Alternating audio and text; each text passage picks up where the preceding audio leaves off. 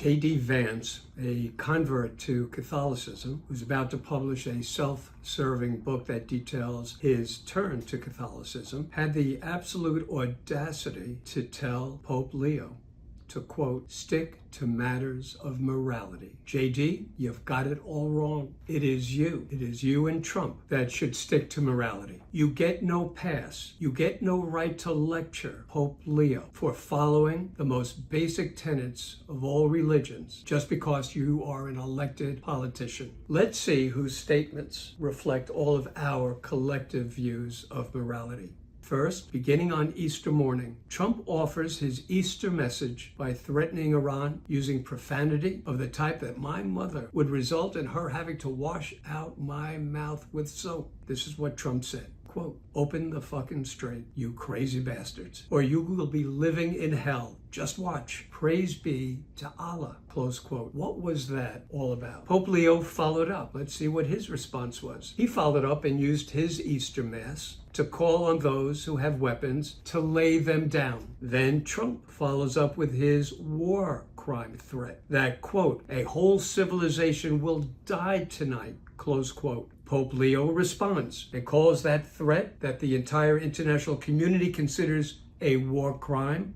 quote, truly unacceptable, close quote. This past Saturday, Pope Leo suggested during evening prayers at the Vatican that a, quote, delusion of omnipotence surrounded the Iran war. Enough of the idolatry of self and money. Enough of the display of power of war. True strength, said Pope Leo, is shown in serving life, close quote. Those are words we all have learned to expect a pope to say and have grown accustomed to popes saying over and over again. But those words sent Trump bouncing off the wall, seething in anger and rage. Maybe because Pope Leo comes from Barack Obama's hometown, Chicago, and we all know how much Trump obsesses over anyone or anything related to Obama. Trump then accused the Pope of being weak on crime and terrible for foreign policy. But Trump didn't end there. He then bizarrely accused the Pope of catering to the radical left. And Trump wasn't done. This past Sunday, our saintly president posed an AI image depicting himself in biblical robes, standing at a patient's hospital bed with their hands clasped together in prayer.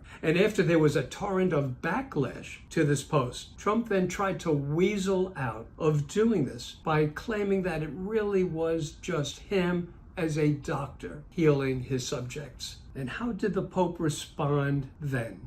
After all that, with words that no one has been able to remember a Pope ever saying to one of our presidents or about one of our presidents. The Pope, speaking on his plane, said he had seen Trump's recent social posts, and these were his words, quote, I have no fear, neither of the Trump administration nor speaking out loudly of the message of the gospel, which is what I believe I am here to do, what the church is here to do. We are not looking to make foreign policy with the same perspective that he might understand it, but I believe in the message of the gospel, the Pope said. And those words that he then quoted were as follows. Blessed are the peacemakers is the message that the world needs to hear today. So JD, who then should stick to morality? Pope Leo or you or Donald Trump and his entire administration that places hate, discrimination, war crimes above any religious teachings, above morality?